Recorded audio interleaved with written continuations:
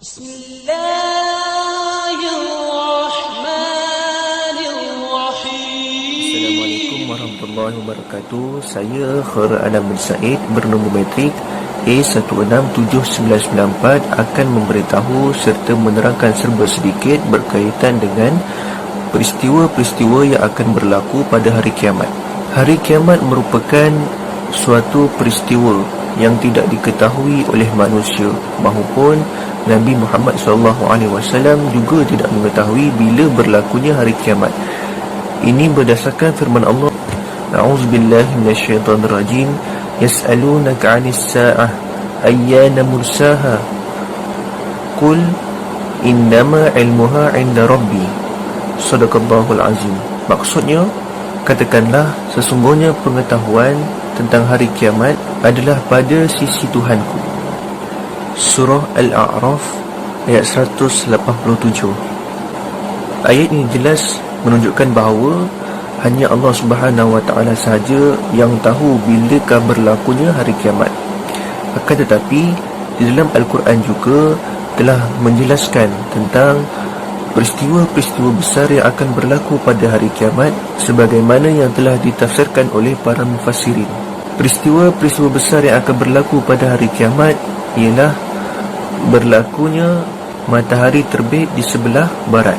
Firman Allah Subhanahu Wa Taala dalam surah Al-An'am ayat 158 yang bermaksud, pada hari datangnya sebahagian dari tanda-tanda Tuhanmu, tidak berfaedah lagi iman seseorang yang tidak beriman sebelumnya ataupun yang tidak berusaha mengerjakan kebaikan mengenai imannya. Berkenaan dengan firman Allah Subhanahu Wa Taala ini, jumhur mufassirin telah sepakat bahawa ini menunjukkan peristiwa berlakunya matahari terbit di sebelah barat. Al-Imam Al-Qurtubi telah menjelaskan kenapa iman pada waktu itu tidak lagi diterima adalah kerana mereka beriman disebabkan oleh rasa takut, di mana nikmat yang telah diberikan oleh mereka telah sia-siakan. Yang kedua, mereka telah yakin bahawa akan berlakunya kiamat, maka mereka bersegera melakukan taubat. Perkara ini seperti mana sama keadaannya dengan orang yang nazak. Peristiwa seterusnya yang akan berlaku pada hari kiamat adalah keluarnya Ad-Dabbah. Firman Allah Subhanahu Wa Taala di dalam surah An-Naml ayat 82, maksudnya, dan apabila sampai masanya hukuman ke atas manusia, kami keluarkan kepada mereka sejenis binatang dari bumi. Terdapat juga hadis yang memberitahu bahawa akan keluarnya Ad-Dabbah, iaitu hadis daripada riwayat Muslim. Maksudnya, sesungguhnya tanda pertama yang muncul adalah matahari terbit di sebelah barat dan keluarnya Ad-Dabbah, sejenis haiwan di tengah-tengah manusia pada waktu duha. Mana saja yang keluar terlebih dahulu, yang lain akan mengikuti dalam masa yang terdekat. Hadis riwayat Muslim. Wallahu a'lam. Peristiwa menjelang kiamat yang seterusnya ialah fenomena ad-dukhan. Dukhan membawa maksud berasap ataupun kabut.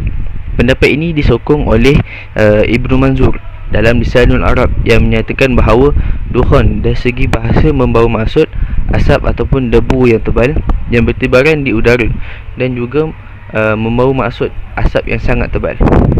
Definisi bagi dukhan ataupun debu ialah salah satu fenomena pencemaran alam, iaitu di mana udara yang dipenuhi asap yang mengandungi gas yang boleh memberi mudarat kepada manusia.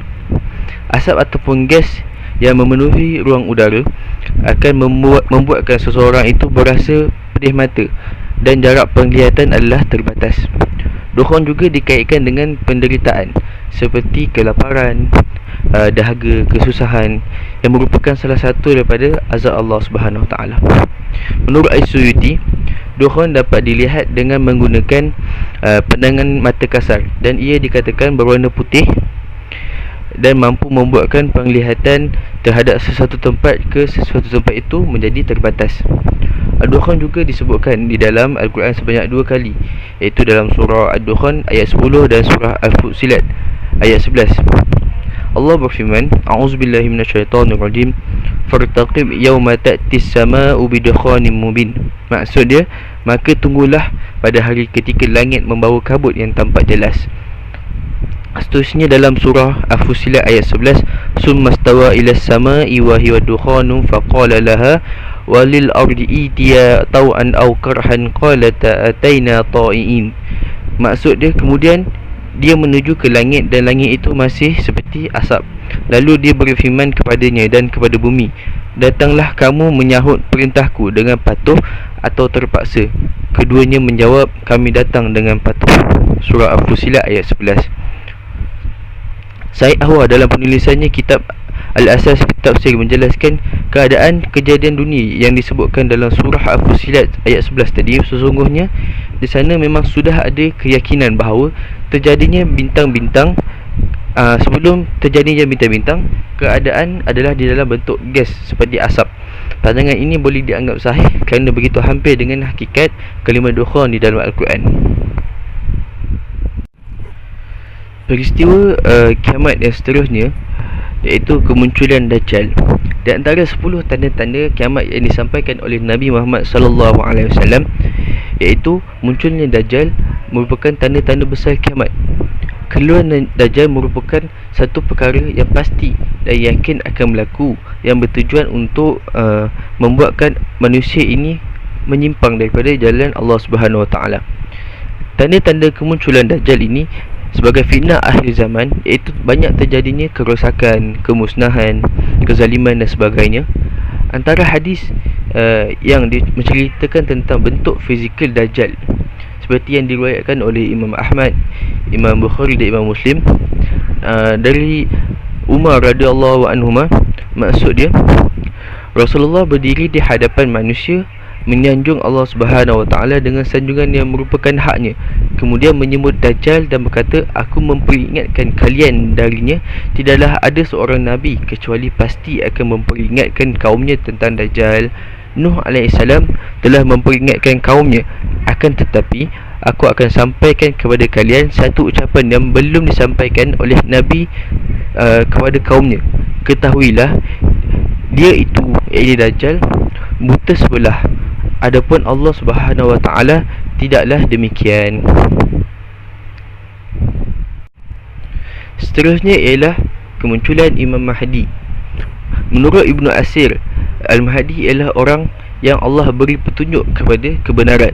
Manakala secara bahasa Al-Mahdi juga bermaksud yang lebih luas, iaitu sesiapa sahaja yang mengikuti jalan hidup yang benar berlandaskan agama Allah Subhanahu Wa Taala. Selain itu, yang dimaksudkan dengan Al-Mahdi di sini iaitu Amirul Mukminin dan Khalifah Al-Mahdi yang diceritakan oleh baginda Nabi Muhammad sallallahu alaihi wasallam, bahawa seorang yang diutuskan oleh Allah Subhanahu Wa Taala kepada umat Islam pada akhir zaman. Dia akan mengukuh dan menguatkan agama Islam dan menyebarkan keadilan ke seluruh dunia. Kaum muslimin dan khilafah Islam akan berada di bawah pimpinan Imam Mahdi pada akhir zaman. Daripada Abdullah bin Mas'ud radhiyallahu an, beliau berkata bahawa Rasulullah sallallahu alaihi wasallam bersabda, mafhumnya, sekiranya tidak berbaki daripada dunia itu melainkan bahawa hanya satu, nescaya Allah akan memanjangkan hari tersebut sehinggalah dia mengutuskan seorang lelaki pada hari tersebut, yang mana lelaki itu dari kalangan aku atau dari ahli baitku. Nama adalah seperti namaku dan nama bapanya seperti nama bapaku. Dia akan memenuhi bumi dengan penuh adil dan sama sebagaimana bumi dahulu dipenuhi oleh kegelapan dan kezaliman. Kesimpulannya, tanda-tanda kiamat ini telah diceritakan di dalam Al-Quran dan hadis yang disampaikan oleh Nabi Muhammad sallallahu alaihi wasallam.